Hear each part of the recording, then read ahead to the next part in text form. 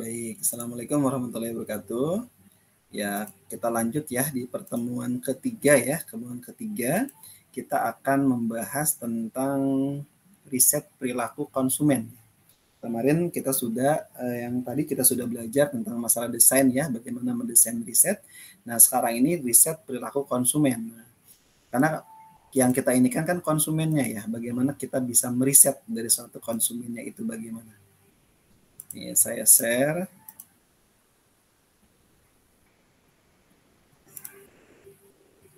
Sudah terlihat ya share-nya? Nah, kita akan belajar nih hari ini tentang bagaimana kita meriset. Meriset sesuatu, meriset ini dengan menggunakan berbagai macam hal ya, yang untuk riset pemasaran ini bagaimana gitu kan. Kita merisetnya. Nah, kalau kita meriset pemasaran, berarti secara otomatis kita akan bisa memberikan ya yang namanya dari perilaku konsumen ini bagaimana untuk merisetnya ini.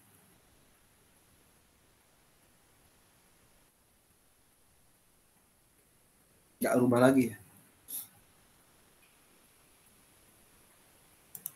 Share-nya nggak rubah lagi sebentar.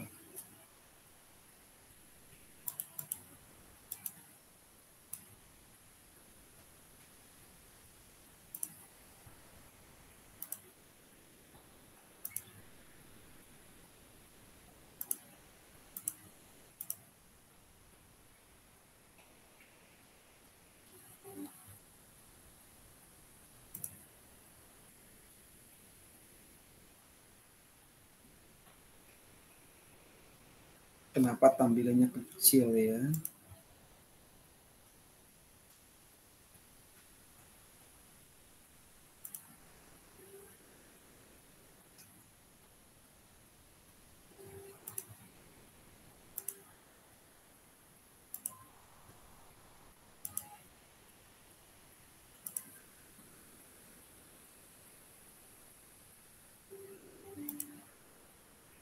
Oke, berarti nggak bisa di ini. Baik, nih ini yang di riset ini, riset perilaku konsumen ya. Kita lebih banyak nanti membahas bagaimana sih tindakan-tindakan ya, tindakan-tindakan dari perilaku konsumen ini apa gitu ya, tindakan-tindakannya di situ. Nah, ini biasanya secara langsung ya dalam mendapatkan ya, kita mungkin mengkonsumsi serta menghasilkan yang namanya produk ya, menghasilkan produk ya dan jasa yang ada, termasuk juga proses keputusan yang mendahului tindakan tersebut. Nah, ini menurut Angel. Kemudian perilaku konsumen juga nih tampak dari jumlah pembelian ya, pembelian dalam itu baik dari waktu ya kan, baik itu karena siapa, dengan siapa, dan bagaimana konsumen melakukan pembelian dan perilaku yang tak nampak. Misalnya persepsi konsumen, ingatan terhadap informasi yang diberikan atau didapatkan oleh orang tersebut, atau perasaan kepemilikan konsumen. Nah, konsumen ini unik. Kenapa? Karena setiap manusia itu mempunyai karakter yang berbeda-beda. Setiap manusia itu mempunyai ciri khas yang berbeda-beda dan satu sama lain itu mempunyai keunikan. Makanya seorang marketer dalam hal ini marketing, dia mau tidak mau harus bisa tuh melihat bagaimana nih perilaku konsumen terhadap dalam menyelesaikan suatu produk agar merubah persepsi orang tersebut mau membeli terhadap produk kita. Nah, ini ada ilmu dalam perilaku ini, ada namanya ilmu behavior ya. Bagaimana di mana seorang bertindak ya atau mengatur dirinya sendiri terkhususkan dihadapkan terhadap orang lain. Ia akan menjamin untuk berperilaku baik ya. Ada lagi behavior science, di sini adalah ilmu yang mempelajari tingkah laku ya konsumen dalam tindakan-tindakan untuk membeli suatu barang atau jasa tertentu. Kemudian ada lagi behavior science. Ini adalah cabang ilmu seperti psikologi ya, psikologi, antropologi, di sini masuk juga ilmu psikologi, yaitu terutama yang berkaitan dengan tingkah laku manusia yang sering berusaha untuk mengeneralisasi tentang tingkah laku manusia dalam masyarakat. Nah, ini adalah ilmu perilaku ya. Nah, konsumen adalah pembeli atau pemakai jasa ataupun pelayanan ya, baik secara perorangan maupun secara organisasi dari suatu bisnis yang ada. Konsumen ya, ini adalah ultimate konsumen ya, adalah seseorang individu yang membeli barang dan membeli jasa untuk dipakai sendiri dan digunakan oleh anggota-anggota rumah tangga lainnya. Kemudian ada lagi konsumen organisasional, adalah organization customer. Ini adalah konsumen yang membeli produk ya, barang atau jasa lainnya untuk menggunakan dalam operasi harian perusahaan itu bagaimana. Ini konsumen. Kemudian perilaku konsumen. Nah, perilaku konsumen ini adalah proses dan aktivitas ketika seseorang berhubungan dengan pencarian, pemilihan, pembelian gitu kan, penggunaan serta pengevaluasian produk dan jasa demi memenuhi kebutuhan yang diinginkannya itu apa? Nah, perilaku konsumen dia merupakan hal-hal yang didasari konsumen untuk membuat keputusan pembelian. Ya, tidak semua keputusan dilakukan dengan mudah ya untuk barang berharga ya atau jual rendah atau low involvement ya. Ini adalah proses pengambilan keputusan dilakukan dengan mudah. Ada lagi untuk barang yang berharga jual tinggi ya. Nah, ini adalah proses pengambilan keputusan dan dilakukan dengan menggunakan pertimbangan yang matang seperti apa. Nah, ini adalah pengertian perilaku konsumen ya. Ini menurut London ya, dan kita membagi derajat perilaku konsumen ya, membagi menjadi 4 di situ bagiannya.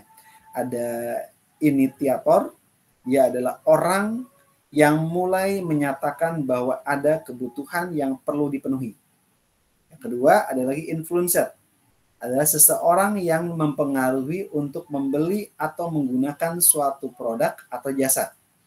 Nah, ada lagi yang ketiga, buyer, orang yang akhirnya betul-betul melakukan transaksi jual beli, orang yang beli. Ada lagi user, orang yang secara langsung mengkonsumsi atau menggunakan bahan yang dibeli itu apa. Nah, ini adalah berbagai macam derajat perilaku konsumen ya. Apakah dia initiator, apakah dia influencer, apa dia buyer, apa dia user. Nah, semua itu harus ini tergantung dari derajat dari perilaku konsumen tersebut. Kemudian ada lagi kepuasan pelanggan. Apa tuh kepuasan pelanggan? Kepuasan pelanggan adalah atau kepuasan konsumen, dia merupakan tingkat perasaan konsumen setelah membandingkan dengan harapannya. Orang dia punya ekspektasi. Ketika membeli produk A itu di luar batas harapan dia. Wah, ternyata dia puas sekali. Tapi kalau ketika seorang pelanggan dia ekspektasinya terlalu tinggi, sementara dari hasil dari produk kita tidak bisa memberikan kepuasan, maka dia akan tidak puas. Kan sebenarnya bicaranya hanya puas dan tidak puas. Kalau puas dia sesuai dengan ekspektasi, bahkan melebihi ekspektasi dari diharapkan, atau kalau dia tidak puas, dia adalah biasanya di luar ekspektasinya. Biasanya dia nggak nyaman, dia merasa dia kecewa dan sebagainya, sehingga hasilnya dia tidak akan puas. Apa aja yang menjadi faktor-faktor dalam mempengaruhinya? Yang pertama, mutu produk. Produk itu punya mutu, punya kualitas. Mutu dan produk kualitas barang tersebut itu dia akan dirasakan setelah barang tersebut dipakai. Setelah barang tersebut dikonsumsi oleh seorang konsumen. Dia puas tidak? Kalau dia puas, dia nyaman, mau tidak mau dia merasa bahwa dia akan menjadi seorang pelanggan, bisa jadi dia menjadi seorang buyer. Ya kan? Tetapi kalau produknya tidak puas, ya dia akan kecewa. Dan alhasil tidak akan kembali untuk membeli produk yang kita tawarkan kembali. Ada lagi, dan pelayanan tuh. Mutu produk dan pelayanan. Mutu produknya baik, pelayanannya kurang baik, itu nggak bisa. Makanya orang yang bergerak di marketing ini adalah orang yang bergerak di bidang jasa. 5S harus tetap dijaga ya. Senyum, sapa, santun ya. Nah, sehingga apa? Sehingga dari rasa kita, pelayanan kita, memberikan kita, senyum kita, sopan santun kita, senyum, sapa, teguh, dan sebagainya. Sehingga orang itu dengan 3S itu orang akan nyaman dengan kita. Kita orang marketing harus fleksibel. Marketing ketika ada masalah di rumah pun ketika ketemu klien harus senyum. Bagaimana mempertahankan senyum di saat kita sedang ada beban dalam hidup kita?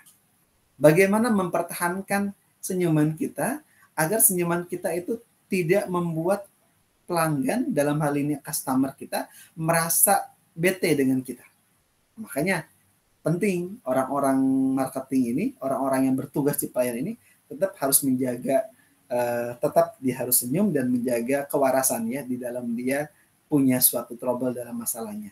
Dikesampingkan dulu masalahnya, di-off-kan dulu masalahnya, setelah itu ketemu dengan yang orang klien dulu kita baik, setelah ketemu klien baru kita pikirkan kembali.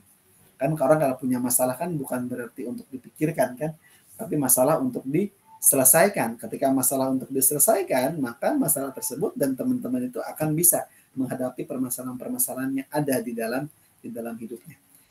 Kemudian yang kedua apa? Yang kedua adalah kegiatan penjualan. Yuk, kegiatan penjualannya bagaimana? Setelah ada kegiatan penjualan, setelah orang mencoba dia untuk menjual, nah ada prosesnya. Ada penjualan saat ini sudah ada penjualan yang sudah under online dan secara offline. Ya, orang-orang generasi ingat ya teman-teman ya, generasi kita adalah generasi yang hidup di zaman sekarang adalah generasi dengan 3 generasi. Generasi X, generasi Y, dan generasi Z. Generasi X adalah generasi kolonial, generasi yang memang mereka lebih orientasinya ketemu, tatap muka langsung, ya, karena mereka adalah makhluk sosial yang mereka harus bertegur sapa dan ketemu langsung. Dan orang-orang kolonial lebih senang dan lebih nyaman ditemuin dibandingkan di telepon atau mungkin di online kan, nggak bisa. Beda halnya dengan orang-orang generasi Y. Generasi Y adalah generasi transisi antara zaman kolonial dan zaman milenial. Kalau zaman milenial adalah orang yang bisa ketika dia sibuk yang luar biasa, dia bisa hanya sekedar telepon, hanya sekedar dia online, dia akan bisa untuk bisa menentukan pilihannya. Tapi kalau orang generasi X, orang-orang kolonial nggak bisa. Apalagi orang-orang sepuh ya, sudah baby boomers dan sebagainya nggak bisa. Ada lagi generasi Z, generasi yang semuanya mereka men-searching semua di media sosial. Hidupnya mereka berubah dari makhluk sosial menjadi makhluk media sosial. Searching semua apapun di media itu. Nah, itu adalah orang-orang yang kegiatan penjualannya teman-teman bisa atur. Mau online, mau offline, dan sebagainya.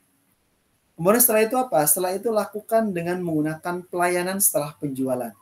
Ya kan? Ini berarti teman-teman harus lakukan dengan menggunakan follow up. Dengan teman-teman melakukan follow up yang baik, pelayanan dirasa orang Anda perhatian sama customer tersebut. Ketika perhatian dengan customer tersebut, mau tidak mau, orang tersebut akan merasa nyaman. Tapi pun kita pun ketika memberikan informasi pun jangan terlalu memaksa. Lihat waktunya, waktu jam-jam santai, waktu jam-jam sibuk dan sebagainya. Kalau orang tersebut tidak mau untuk diinikan, maka kita bisa menelpon kembali di lain waktu dan kesempatan. Kemudian setelah itu apa? Setelah itu lakukan nilai-nilai perusahaan yang keempat. Apa ciri khas perusahaan? Apa yang bisa diberikan oleh perusahaan terhadap customer? Diskonkah? Atau mungkin pelayanan lain? Atau mungkin ada bonus yang lain dan sebagainya, sehingga customer akan merasa mempunyai nilai-nilai perusahaan yang lebih dari yang lain dan akan teringat sampai kapanpun. Kemudian ada lagi macam kepuasan dan macam pelanggan yang ada. Ya, kalau kepuasan di situ ada namanya kepuasan fungsional. Dia diperoleh dari fungsi suatu produk yang dimanfaatkan, yaitu adalah kepuasan fungsi produk. Dia beli produknya, dipakai produknya, dia beli pulpen.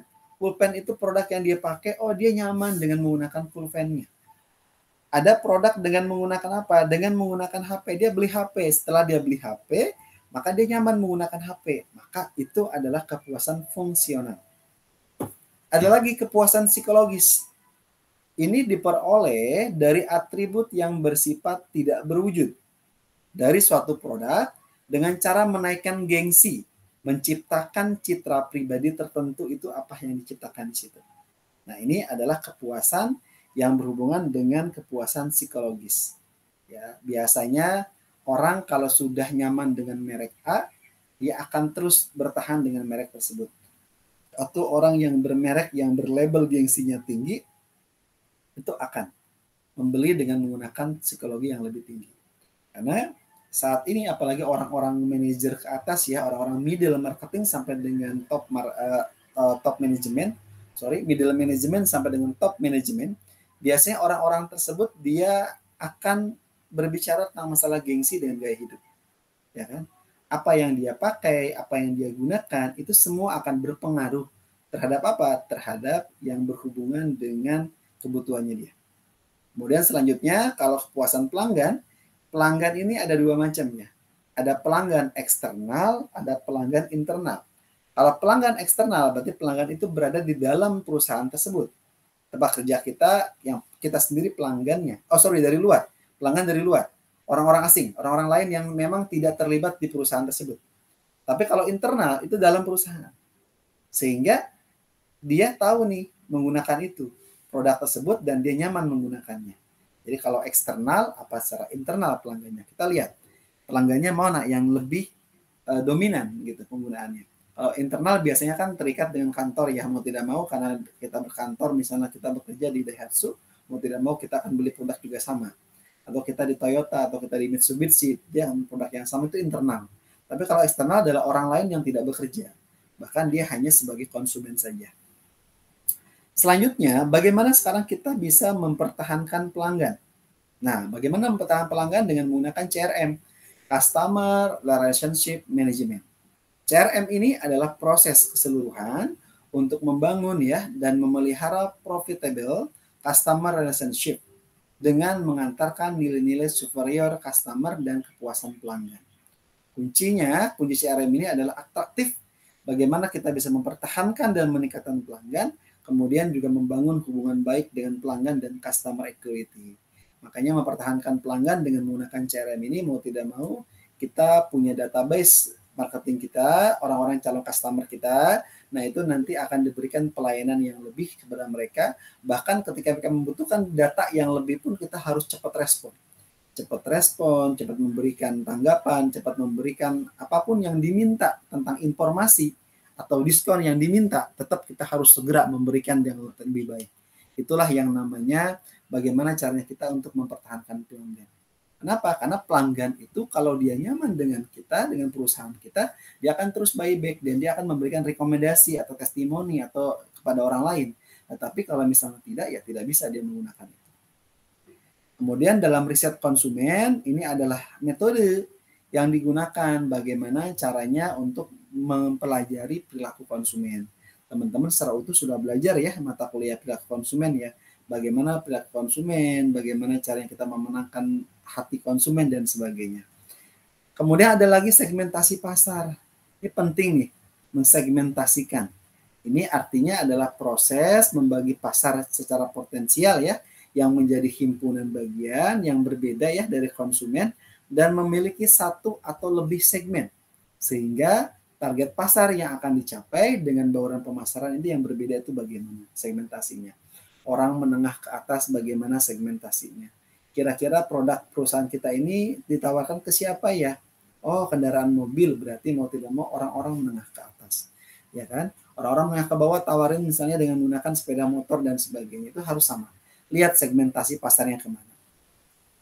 Kemudian, konsumen pribadi. Ini apa? Ini adalah individu yang dia membeli barang dan jasa yang ada yang dia gunakan sendiri untuk keperluan diri dia sendiri, untuk keperluan rumah tangganya, untuk penggunaan anggota keluarganya, atau digunakan oleh seorang teman. Nah, ini juga disebut sebagai konsumen akhir atau pengguna akhir. Nah, ini adalah konsumen pribadi. Ada lagi organisasi konsumen. Apa nih organisasi konsumen? Adalah bisnis. Sebuah bisnis yang instansi pemerintah atau instansi laba lainnya yang membeli barang dan jasa atau peralatan yang diperlukan bagi organisasi untuk yang berfungsi. Nah, biasanya organisasi konsumen ini biasanya mereka akan mendapatkan perlakuan khusus dari perusahaan atau mungkin tempat kita bekerja. Karena dia membeli biasanya dalam skala besar membelinya. Kalau individu kan biasanya satuan, kalau mereka bisa puluhan. Itu kuantiti lebih banyak kalau mereka. Nah, sementara faktor-faktor dalam berkontribusi terhadap meningkatnya minat perilaku konsumen, di sini kurang lebih ada 5 faktor. Yang pertama, ada faktor percepatan laju pengembangan produk baru.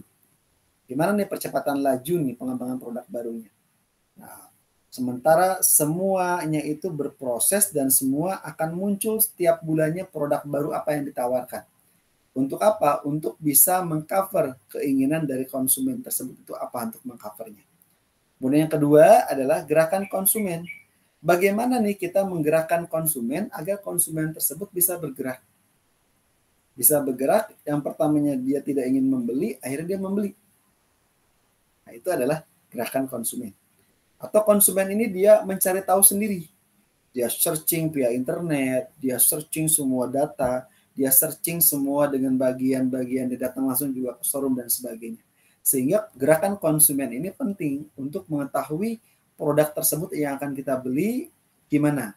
Apakah dia baik, apakah dia tidak ada masalah dan sebagainya, ini penting.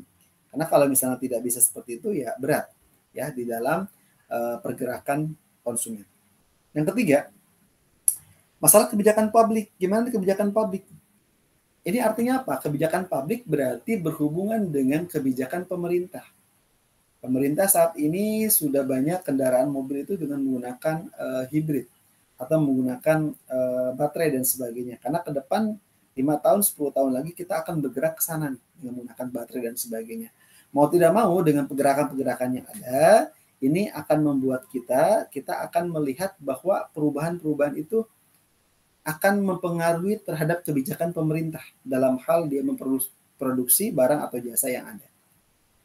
Kemudian selanjutnya ada lagi masalah lingkungan hidup. Apa nih lingkungan kita? Adaptasi kita bagaimana? Kalau kita mungkin tinggal di daerah-daerah yang perkotaan, mungkin gaya hidup kita akan lebih tinggi, style kita lebih tinggi. Tapi mungkin yang hidupnya kita di daerah pedesaan, kita hanya akan memenuhi kebutuhan-kebutuhan sesuai dengan kebutuhan yang ada di kebutuhan itu, pedesaan tersebut. Kemudian selanjutnya ada lagi pembukaan pasar nasional dan seluruh dunia. Bagaimana di sini penggunaannya? Konsep pemasaran. Dia merupakan suatu filosofi ya yang berorientasi pada konsumen yang menunjukkan bahwa kepuasan dari kebutuhan konsumen tersebut yang memberikan fokus ya untuk mengembangkan produk dan strategi pemasaran untuk memungkinkan perusahaan untuk memenuhi tujuan organisasi itu sendiri bagaimana. Ini adalah konsep pemasaran. Bagaimana pemasaran ini bisa berjalan dengan baik, maka kita selaku seorang marketing ya, kita harus bisa merubah pola dari pemasaran agar membuat orang lain penasaran. Ketika membuat orang lain penasaran, maka orang tersebut akan datang ke pasar untuk membeli produk kita. Jadi fungsi pokoknya adalah bagaimana membuat orang penasaran dari pemasaran yang sudah kita launchingkan atau sudah kita berikan. Kemudian selanjutnya lingkup perilaku konsumen. Bagaimana lingkupnya?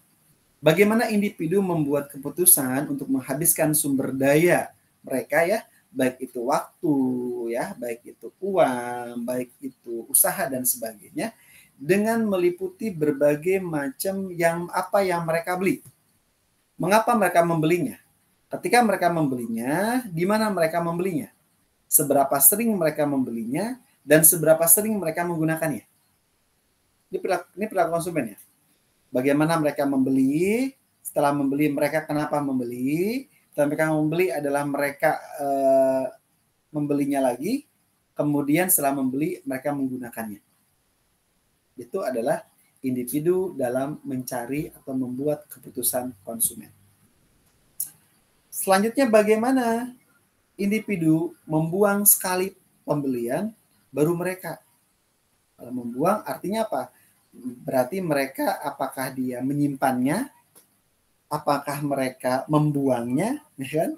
Atau mereka memberikannya sama orang lain, atau mereka menjualnya kembali, atau mereka menyewakannya, atau meminjamkannya keluar gitu. Nah itu adalah lingkup perilaku konsumen. Karena barang atau produk yang dia pakai itu biasanya juga tidak semestinya mereka untuk melakukan dengan menggunakan perilaku pribadi. Kemudian ada lagi perilaku konsumen ya, ada lagi interdisiplin root ya. Ini adalah perilaku konsumen dengan cara meminjam dari psikologi atau sosiologi atau psikologi sosial antropologi. Nah, ini adalah perilaku konsumen yang meminjam dari psikologi ini. Semua faktor ini bergabung nih untuk membentuk suatu model komprehensif yang mencerminkan kedua aspek kognitif dan emosional mengambil keputusan konsumen itu bagaimana. Model sederhana dalam pengambilan keputusan di sini adalah proses pengambilan keputusan dapat dilihat ya dari 3 tahap. Yang pertama adalah tahap masukan. Bagaimana tahap masukan ini, upaya pemasarannya bagaimana, kemudian bagaimana mereka mempengaruhi sosiologisnya mereka. Biasa teman-teman tuh banyak tuh kalau mempengaruhi itu dengan berbagai macam masukan-masukan yang ada ya, dengan masukan-masukan yang lainnya gitu. Sehingga upaya pemasaran ini mau tidak mau ya bergerak nih untuk berbagai macam kebutuhan-kebutuhan dengan berbagai macam pemasar agar pengaruh psikologi teman-temannya itu atau mungkin orang-orang yang target pasar itu mereka mau membelinya. Setelah itu masuk ke dalam tahap proses. Apa tahap proses? Tahap di mana teman-teman tuh berpikir untuk membeli barang. Namanya proses faktor-faktor psikologis. Setelah proses, selanjutnya adalah tahap keluaran. Bagaimana pihak pembeli ini? Apakah dia membeli? Kalau dia tidak membeli, kita lakukan dengan menggunakan evaluasi pembelian itu bagaimana. Nah, ini adalah contoh ya. Ini adalah contoh yang berhubungan dengan yang namanya siklus. Yang namanya siklus dari pelaku konsumen itu bagaimana. Nah, mulai dari mana? Mulai dari sini. Mulai dari masukan atau input. Ini biasanya pengaruhnya, ini berpengaruh ya, usaha-usaha pemasarannya bagaimana, kemudian produknya bagaimana, harganya bagaimana, saluran distribusinya bagaimana. Ini adalah usaha-usaha pemasaran perusahaan ya, di mana produk, promosi dan harga ini harus jelas. Kalau ini sudah ada, selanjutnya faktor lingkungan ini baik itu keluarga, baik itu informasi sumber, informasi non komersial ya, kelas sosial, subculture dan sebagainya, ini nanti bisa diinikan dengan diproses. Mulai dari pengambilan keputusan konsumen ini dengan cara apa? Dengan cara membutuhkan pengakuan. Dengan merupakan apa? Cari dengan namanya full forecast. Kemudian cari evaluatif alternatifnya bagaimana. Dan ini didukung dengan berbagai macam bidang psikologis ya. Baik itu motivasi konsumen, baik itu persepsi konsumen, baik itu pembelajaran konsumen, baik itu kepribadian, sikap, dan sebagainya. Ini akan mempengaruhi atau membutuhkan pengakuan sehingga setelah adanya ini diantara ini semua punya pengalaman setelah membeli. Setelah dia punya pengalaman dalam membeli, selanjutnya akan muncul yang namanya output atau luaran. Ini luaran berarti pembeli. Apakah dia percobaan atau sidang, apa dia membeli ulang, ya kan? Sehingga nanti akan ada namanya post evaluation pembelian. Ini adalah gambar sederhana pengambilan keputusan seorang konsumen.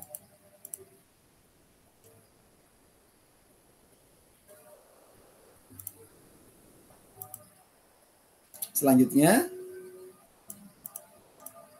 bagaimana dari etika pemasaran? Etikanya bagaimana?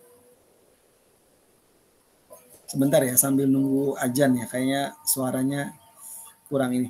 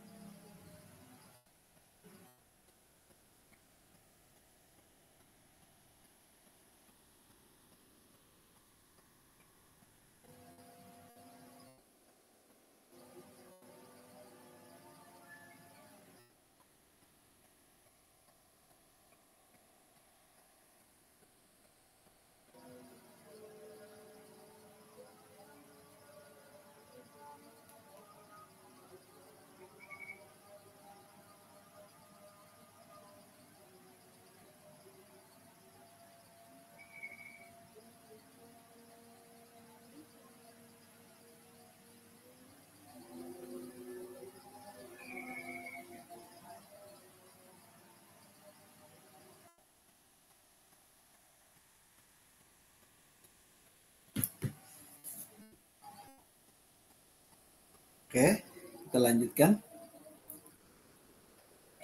Selanjutnya kita bicara tentang etika pemasaran ya.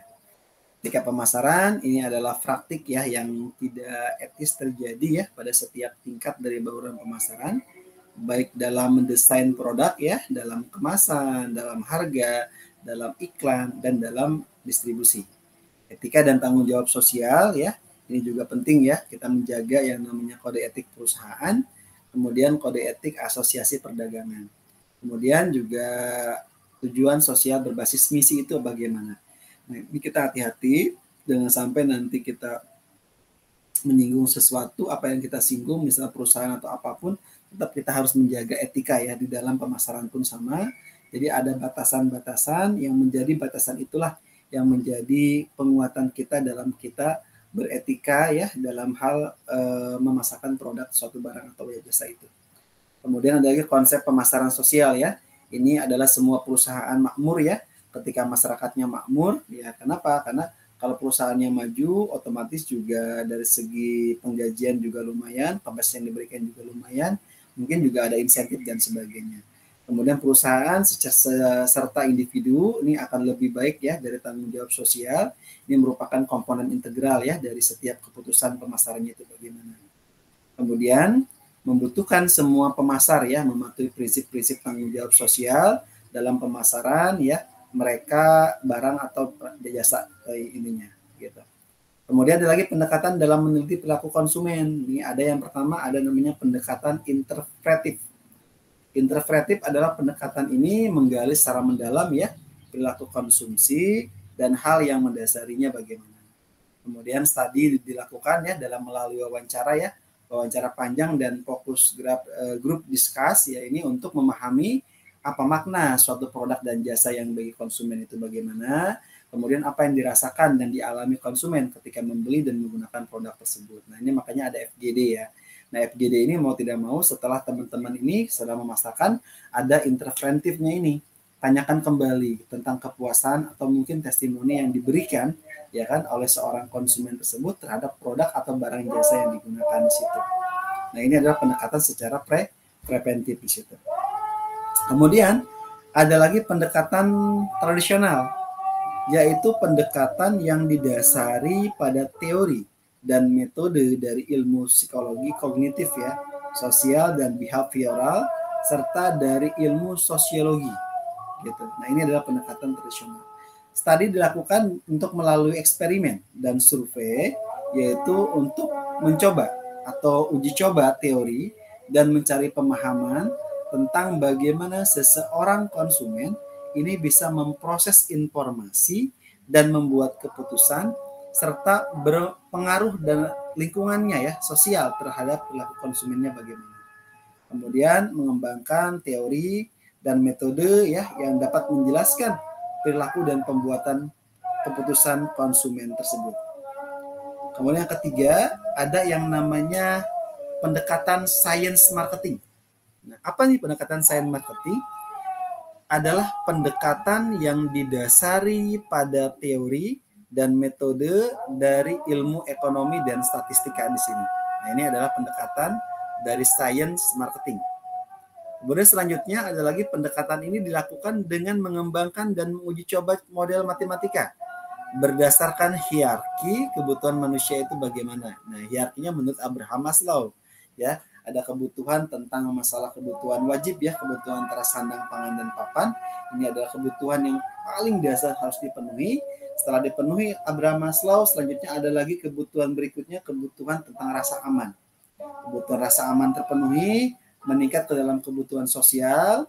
Kebutuhan sosial sudah meningkat adalah kebutuhan tentang penghargaan diri. Yang sampai kelima paling puncak adalah keputusan tentang bagaimana caranya kita mengaktualisasikan diri kita. Nah, itu adalah kebutuhan dari teori Maslow. Bagaimana nih dari kebutuhan tersebut kita bisa memprediksi pengaruh strategi marketing terhadap pilihan dan pola konsumsi yang dikenal dengan nama sebutan moving rate analysis. Nah, itu adalah pendekatan science marketing. Sebelum dan sesudah melakukan penelitian, seorang konsumen akan dapat ya melakukan ya di sini sejumlah proses yang mendasari pengambilan keputusan, yakni pengenalan masalah, problem recognition ya. Ini adalah konsumen akan membeli suatu produk ya sebagai solusi atas permasalahan yang dihadapinya tanpa adanya pengenalan masalah yang muncul. Konsumen tidak dapat menentukan produk yang akan dibelinya itu apa, tidak akan menentukan itu. Kemudian yang kedua, bagaimana teman-teman bisa mencari informasi? Teman-teman bisa mencari informasi atau information source ya. Di sini adalah setelah memahami masalah yang ada, konsumen akan termotivasi untuk mencari informasi untuk menyelesaikan permasalahan yang ada melalui pencarian informasi. Nah, proses pencarian informasi ini dapat berasal ya dari dalam memori internal berdasarkan pengalaman yang lain atau secara eksternal di sini. Nah, ini informasinya biasanya kalau secara internal itu biasanya ada suatu memori yang merasa nyaman atau merasa kita teringat-ingat terngiang-ngiang dalam pemikiran kita dan kita merasa puas gitu. Dan itu tidak akan terlupakan gitu. Nah, tapi kalau pengalaman orang lain secara eksternal, nah ini juga sama nih bisa. Testimoni orang dijadikan sebagai salah satu cara bagaimana untuk bisa memberikan testimoni yang baik gitu. Itu bisa juga diberikan.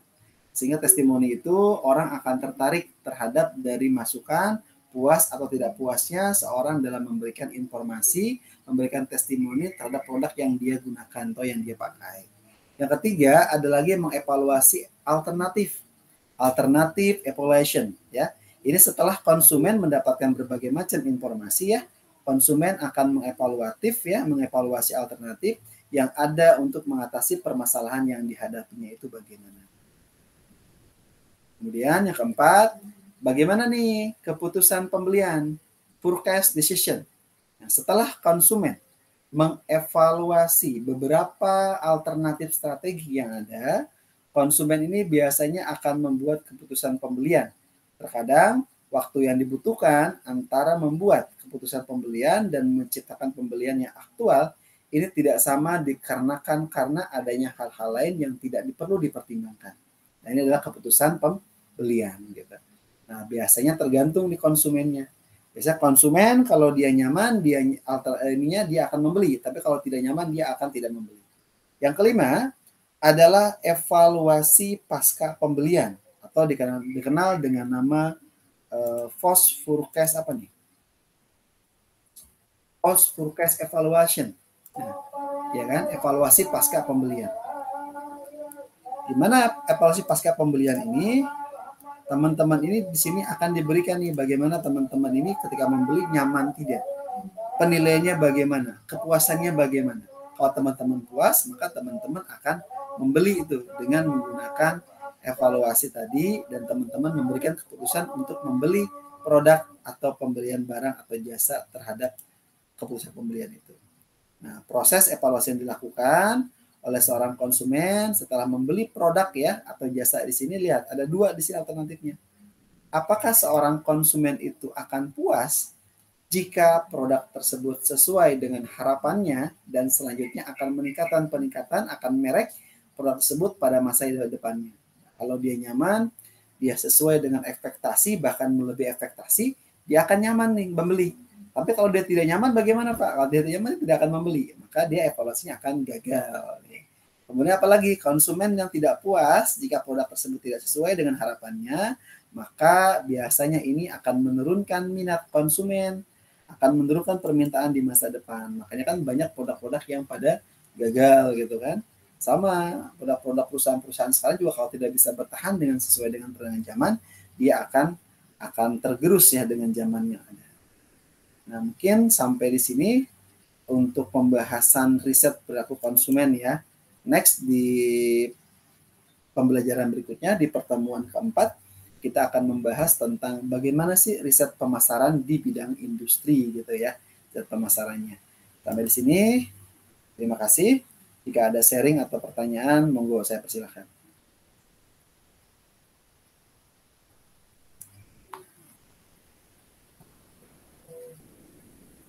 Monggo, ada pertanyaan?